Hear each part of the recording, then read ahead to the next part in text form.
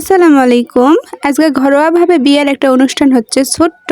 আর যার বিয়ে তাই হলো আমার চাচাতো বোন। তো সকাল সকাল ওর হাতে মেহেদি দেওয়ার পর্বটা শেষ করনু। আর এইদিকে মাছ গোস্ত সবগুলা কাটা লিল, কারণ বিয়েটা সেই রাতের বেলা হবে। তো আদা রসুন ছিলা লওয়ার পরে আদা রসুন বাটা লিছে, আর তারপরে জিরা বাটিচ্ছে। আর হোক ঘরোয়াভাবে অনুষ্ঠান হলেও কিন্তু একটা আনন্দ আছে। একটা খোরাত করে কাঁচা হলুদ বাটা লিছি। তারপরে আর কি আমি আর আমার চাচাতো বোনের মামি দুইজন মিলে একটু হলুদ মাখা দিনু। দুইজন মিলে কি আর আনন্দ কর্ম, যাই হোক একটু আনন্দ করেছি। তো বিকালের দিকে আর কি গরুর মাংস ধুয়ে লিচ্ছে, আর এদিকে ডাল সিদ্ধ করে লিছে ঘাটির জন্য। আর পেঁয়াজ আর শুকনো মরিচ কাটা দেখি সুন্দর করে সাজা থুয়ে দিছে, আর ডিম সিদ্ধ করা সিলা থুয়ে দিছে। তারপরে মুরগির গোস্ত ভালো করে ধুয়ে দিল, আর এদিকে বাটার মাছও ভালো করে ধুয়ে লিয়ে একটা গাবলাত করে থুয়ে দিছে। তো এই বাটার মাছত লবণ হলুদ মরিচ দিয়ে কিছুক্ষণ মেখা থুয়ে দিবে, যাতে মাছের ভিতরে সবগুলা মশলা ঢোকে। আর এইদিকে চুলার দিকে ঘাটির জন্য মাছ তুলে দিছে, আর আরেকটা দিছে মুরগির গোস্ত। তিন চোখের হাসালত এ এক সুবিধা, একবারে রান্না তুলে দিলে একবারে সব হয়ে যায়।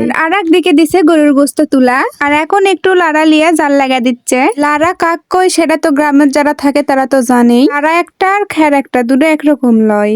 তিন চুলার পাশেই আছে একটা চুলা, সেই চুলার তুলে দিছে তাওয়া দিয়ে দিল তেল, আর দিয়ে দিল সামান্য একটু হলুদের গুঁড়া। তারপরে এক এক করে ডিমগুলা দিয়ে দিল। তো এই জায়গায় খুন্তা না লিয়ে একটা লাড়কি দিয়ে ভালো করে ডিমগুলা লেড়া ভাজা নামা নিল। গোটা ডিম ভাজার সময় কখনোই খুন্তা ব্যবহার করবেন না, আর খুন্তা ব্যবহার করলে কিন্তু ডিম কেটা যায় আর লেগা যায়। আর এইদিকে গরুর গোস্ত মুরগির গোস্ত প্রায় হয়ে যাচ্ছে, তো গরুর গোস্ত একটু লেড়া দিচ্ছে। বুটের ঘাটি তো বলক চলে যাচ্ছে, আর এই বুটের ঘাটি হতে কিন্তু অনেকটা সময় লাগে। তো গরুর গোস্ত মুরগির গোস্ত দই গোস্ত হয়ে গেছে, আর এইদিকে জিরা ভাজা পিষে লিছে, কারণ গোস্তের উপরে দেওয়ার জন্যই। জিরার গুঁড়া গোস্তের উপরে দিলে কিন্তু সেই একটা ঘ্রাণ আসে। সবগুলা রান্না বান্না শেষ হলে আর কি দেখি যে বরপক্ষরা চলে আসলো, সেই জন্যই নাস্তা সাজান হলো তারকে জন্যই। আর বরপক্ষরা আসার পরে নাস্তা শেষ করে আর কি বিয়ে পড়ানো শুরু করে দিল।